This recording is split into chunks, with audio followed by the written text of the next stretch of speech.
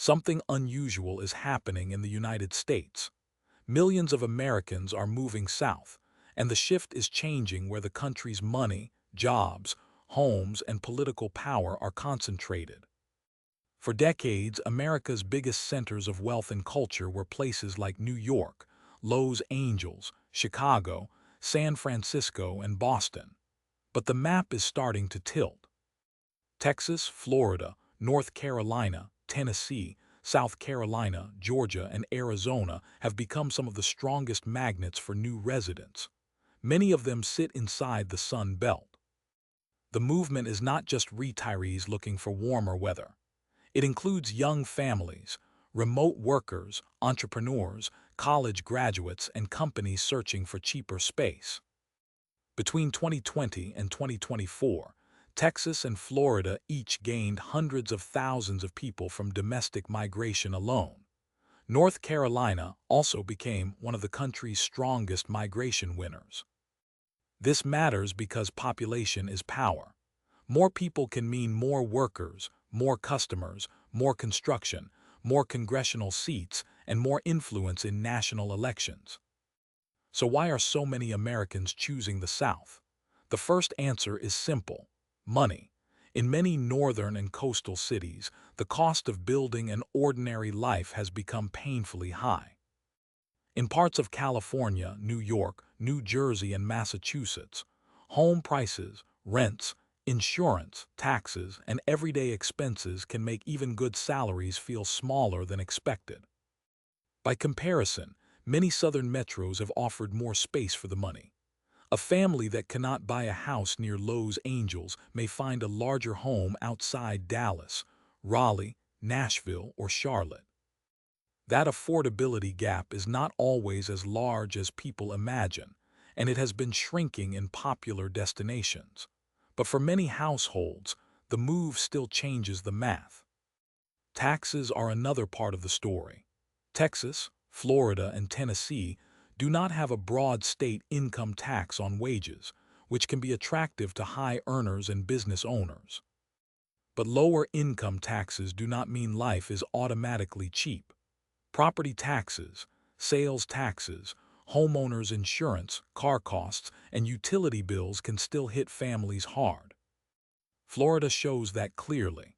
It has pulled in huge numbers of new residents, but rising housing prices, hurricane risk, and insurance costs have made the state less simple than the old paradise story.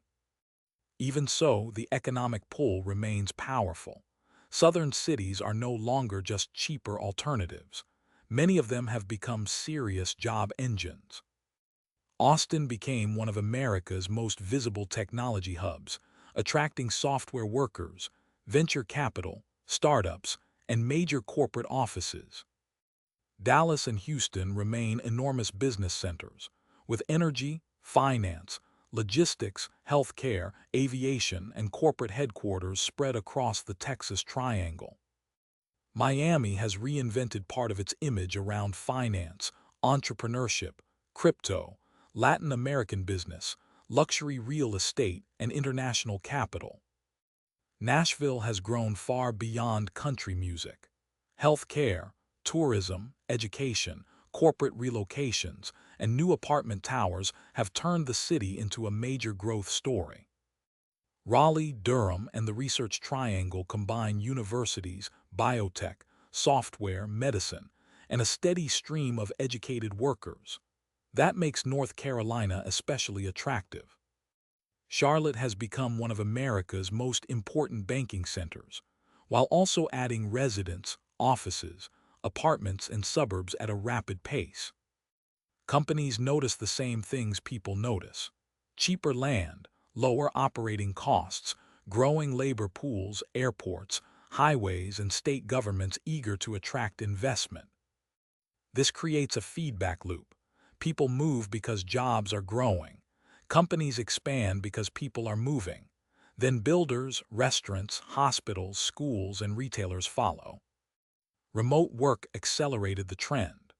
Once millions of office workers realized they did not need to live near headquarters every day, geography became more flexible.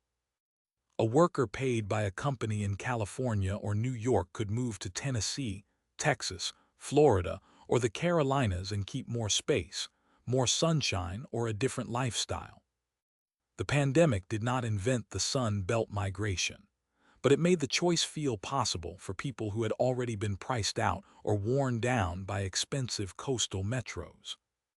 Weather also matters.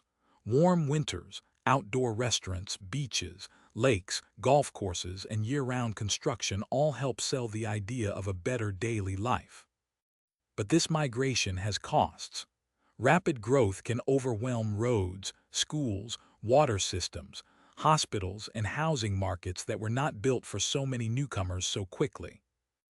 In places like Austin, Nashville, Tampa, and Raleigh, the same growth that attracts people can also make the city more expensive for the people already living there.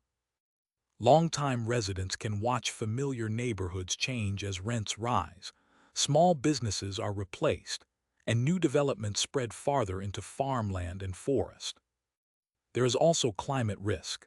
The South is growing into heat, hurricanes, flooding, drought, and insurance pressure. The places Americans are moving to are not risk-free. Texas faces extreme heat, water stress, and grid pressure. Florida faces storms and sea level rise. The Carolinas face hurricanes inland and on the coast. The political consequences could be enormous. Population gains can shift congressional representation, electoral votes, and the balance of power between fast-growing and slow-growing states. At the same time, migration can change the politics of the destination states themselves. New residents bring different incomes, habits, expectations, and voting patterns. This is why the movement south is more than a real estate trend. It is a redistribution of American life, from old industrial and coastal centers toward newer growth corridors. The South is not becoming rich simply because people arrive. It is growing because housing, jobs, taxes, climate, culture, and opportunity are all pulling in the same direction.